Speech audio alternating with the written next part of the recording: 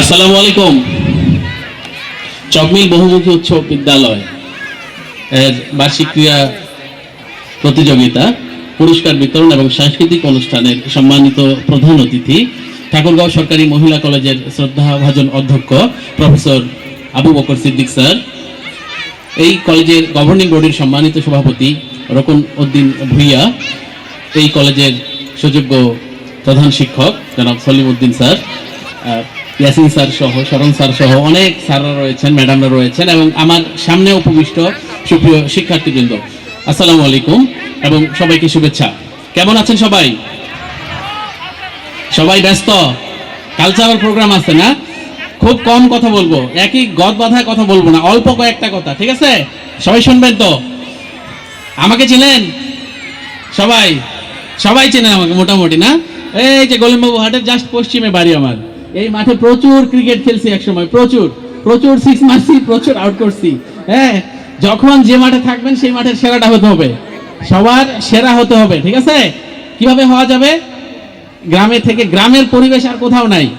আমি দেশের বাইরে প্রচুর গেছি, হ্যাঁ, ইন্ডিয়াতে গেছি, মালয়েশিয়ায় গেছি, ইন্দোনেশিয়া, তুরস্ক, অনেক দেশ ঘুরছি, কিন্তু আমি প্রায় প্রতি সপ্তাহে রংপুর থেকে চলে আসি হলো গ্রামে, চণ্ডীপুরে, এই জন্য যে এই গ্রাম, এই গ্রামের মানুষ, এই গ্রামের পরিচিত মুখগুলো দেখলে অনেক মজা লাগে।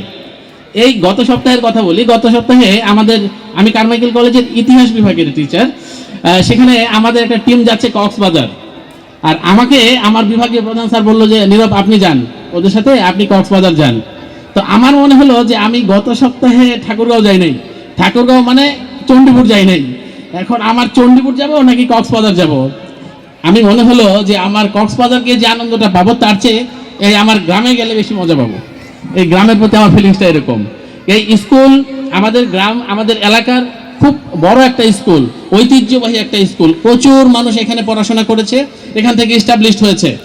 তোমরা ছাত্রদেরকে বলছি, ছাত্রীদেরকে বলছি, তোমরা যারা এখানে পড়ো, তোমরা নিঃসন্দেহে সৌভাগ্যবান। অনেক ছেলে মেয়ে অনেক আগেই ঝরে যায়, কিন্তু তোমরা পড়ছো এখান থেকে, অনেকেই ভালো ভালো বিশ্ববিদ্যালয়ে পড়ছে এখনো। হ্যাঁ, তোমাদের সুযোগ আছে, এই সুযোগটা কাজে লাগাবা, বড় হতে হবে। আজকে তুমি এমনি পড়ছো, আসতেছো, যাচ্ছ, কিছুই না, কিন্তু কালকে তোমার চাকরি হবে, তখন দেখবা তোমার সামাজিক অবস্থান চেঞ্জ হয়ে যাবে, আর এর জন্য তোমাকে পড়াশোনা করতে হবে। এই স্কুলের স্যারদের আন্তরিকতার কোনো ঘাটতি নাই। আরেকটা বিষয় বলি, গত 24-এ যে অভ্যুত্থান হয়েছে, এরপরে অনেক মবক্রেসি হয়েছে, অনেক আন্দোলন সংগ্রাম হয়েছে, অনেক শিক্ষকদের সাথে অনেকখানে অনেক ঘটনা ঘটেছে, কিন্তু মনে রাখবা, একজন বাচ্চা যখন হয় তাকে তার বাবা মা জন্ম দেয়, কিন্তু তাকে প্রকৃত শিক্ষায় শিক্ষিত করে হলো শিক্ষক। সুতরাং শিক্ষকের মর্যাদা সবার উপরে, এই কথাটা মাথায় রাখতে হবে। শিক্ষকদের মর্যাদা দিতে হবে, তা না হলে তুমি কখনোই বড় হতে পারবে না। আরেকটা বিষয় হলো যে বাংলাদেশ থেকে শুরু করে জাতিসংঘ এখন কোয়ালিটি এডুকেশন নিয়ে কাজ করছে। কোয়ালিটি এডুকেশন মানে গুণগত শিক্ষা।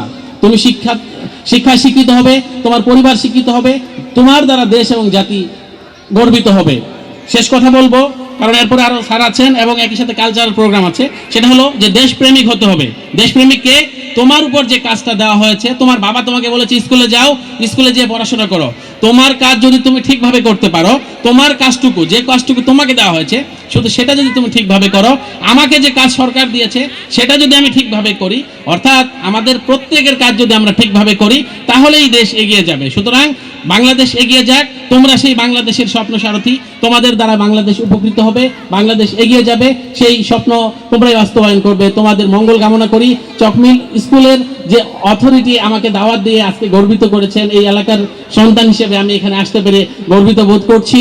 আমি এই স্কুলের পাশে সবসময় আছি, স্যাররা যখনই বলবেন যে কোনো প্রয়োজনে আমি অবশ্যই পাশে থাকব। আমি শুভেচ্ছা জানাই সবাইকে। এই স্কুল এগিয়ে যাবে সমহিমায়। সবাইকে ধন্যবাদ জানাই। আসসালামু আলাইকুম ওয়া রাহমাতুল্লাহি ওয়া বারাকাতুহু।